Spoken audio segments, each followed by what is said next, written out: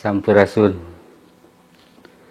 Semoga kita semua selalu dalam keadaan sehat, selamat, bahagia, dan tetap ceria.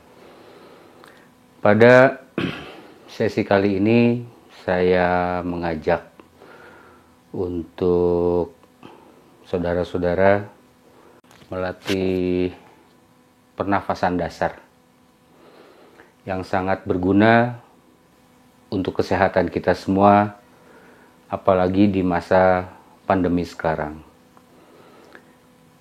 Semua kasus di dalam pandemi ini adalah sesak nafas, sehingga mungkin perlu dicari solusinya.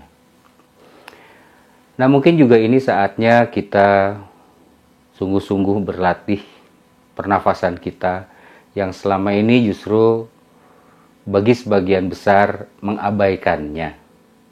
Tidak susah dalam melatih ini. Yang dibutuhkan hanya niat, tekad, dan semangat. Sehingga apabila kita terkena dampak yang konon akan menyesakkan nafas kita, itu mengakibatkan kadar oksigen di dalam darah itu menjadi sangat rendah. Oleh karena itu, kiranya kita perlu untuk mencoba berlatih tanpa tanpa beban. Jadi nyantai aja. Dan ini bisa dilakukan kapanpun. Sehingga jika, ya mudah-mudahan sih tidak terjadi, tapi setidaknya ini akan menyehatkan tubuh kita dulu lah. Artinya pertahanan tubuh kita ini menjadi sehat dulu, menjadi kuat dulu. Nah, untuk yang sudah terkena pun sama. Mungkin ini ada manfaatnya, atau semoga ada manfaatnya, agar tidak terlalu mengalami kesesakan dalam bernafas ketika terkena virus COVID. Tentu ini bukan jaminan ya, sama sekali bukan jaminan, tapi apa salahnya kita mencoba. Ibarat ada pepatah mengatakan sedia payung sebelum hujan. Caranya gampang. Mungkin setiap hari kita sering melakukannya. Bernafas. Banyak orang mendoakan selamat panjang umur dan lain sebagainya, umurnya ingin panjang, tapi dia lupa. Apa yang mengakibatkan seseorang panjang umur? Nggak ada lagi. Karena dia adalah mampu mengolah nafasnya. Karena nafas adalah inti dari kehidupan segala makhluk yang ada di muka bumi ini. Bumi bernafas, matahari bernafas tentu dengan caranya masing-masing. Nah, dalam materi ini saya ingin berbagi, bukan mengajarkan, ingat bukan mengajarkan ya. Saya juga sedang belajar kok, sama-sama kita belajar. Hanya apa yang sedikit saya tahu ingin saya bagikan. Caranya adalah kita menarik nafas melalui hidung. Boleh dibuka matanya, boleh. Tarik nafas melalui hidung. Sehalus mungkin. Selembut mungkin. Kemudian, kalau sudah penuh, kita tahan. Dalam hitungan 5 detik. Jadi, tarik nafas. Coba kira-kira sajalah. Hitung sekitar 5 detik. 1, 2, 3, 4, 5. Lalu buang perlahan melalui mulut. Ingat, dibuang dengan menyebutkan ah. Setelah terbuang, tahan. Lebih kurang, ya seharusnya sih 5 detik juga. Tapi untuk yang memulai, yang baru memulai, cobalah paling tidak ya 3 detik lah, tahan 3 detik setelah dibuang, tahan 3 detik lalu tarik lagi. Rasakan hingga paru-paru kita mengembang, merasa penuh sekali di dalam dada kita, itu kerasa mengembang, itu artinya paru-parunya terisi. Kenapa harus demikian? Ketika paru-paru terisi, dia akan mensuplai atau membagikan oksigen yang masuk ke dalam badan kita, itu akan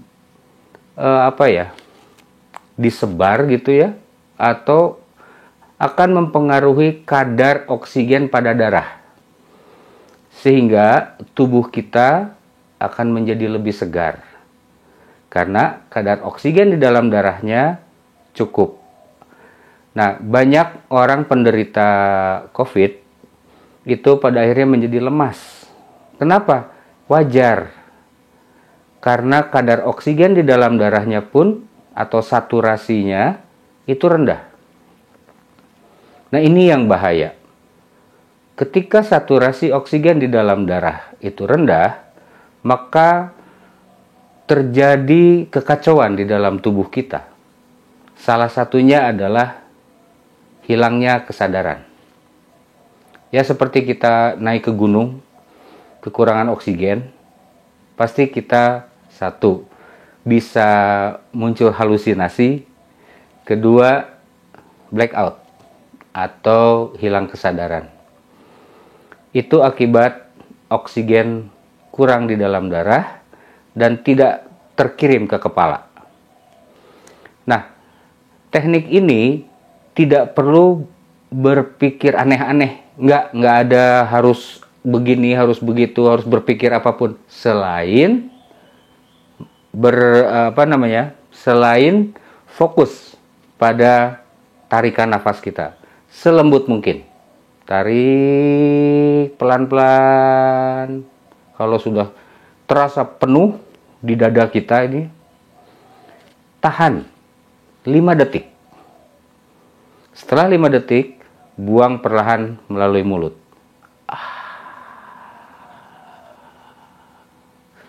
Lembut juga ya, jangan buru-buru, tenang aja. Nah, setelah keluar, tahan juga 5 detik. Setelah itu, setelah 5 detik ditahan, baru tarik lagi pelan-pelan, tahan lagi 5 detik, buang pelan-pelan, tahan 5 detik. Nah, lakukan ini minimum 5 kali. Minimum 5 kali. Lebih boleh, tapi untuk pemula setidaknya jangan lebih dari jangan lebih dari 10 kali lah, supaya tidak berlebihan, supaya tidak memaksakan, karena kuncinya tidak boleh memaksakan diri. Semampunya. Kalau seseorang bisa menarik nafas begitu panjang, ya itu dia. Jangan disamakan dengan kita, karena tiap orang itu beda-beda. Nah, perbedaan dari tiap orang wajar, karena kita tidak lahir dari satu mesin atau satu pabrik yang sama. Tidak. Kalaupun keluar dari ibu bapak kita yang berbeda-beda, dalam satu keluarga, pasti kualitas anak-anaknya tidak ada yang sama. Jadi, biarkan. Kalau ada yang narik nafas, oh si itu nafasnya kok panjang sekali, yaitu dia. Dia beda dengan diri kita. Kita adalah kita, dia adalah dia. Ada satu pepatah, barang siapa memahami dan mengenali nafasnya, maka dia akan mengenali inti kehidupannya. Dan ingat, kalau kita sering berlatih, maka paru-paru kita pun terlatih. Jadi dia tidak terlalu kaget. Dia punya kecerdasan. Ingat, seluruh tubuh manusia punya kecerdasannya sendiri. Jadi biarkan dia melakukan tugasnya sesuai dengan kapasitasnya. Maka ketika ada virus masuk sampai ke dalam paru-paru, betul sesak, tapi semoga tidak terlalu menyesakkan, tidak seperti orang-orang yang tidak melatih pernapasan ini. Nah, ini bisa dilakukan kapan saja, di mana saja. Setidaknya ketika kita ingat, lakukan. Tidak ada yang tahu kok saat kita mengolah napas, tenang aja. Mau di bis kota, mau di kereta api, mau di kantor, mau di rumah, atau mau sambil mandi, silahkan. Tidak ada pantang apapun, nggak ada. Semua yang mengolah nafas artinya dia terhubung dengan si pemberi kehidupan, atau saya menyebutnya Hyang Maha Kuasa, karena yang berkuasa atas diri kita adalah keluar masuknya nafas. Jadi nafas merupakan inti dari yang menghidupkan kita.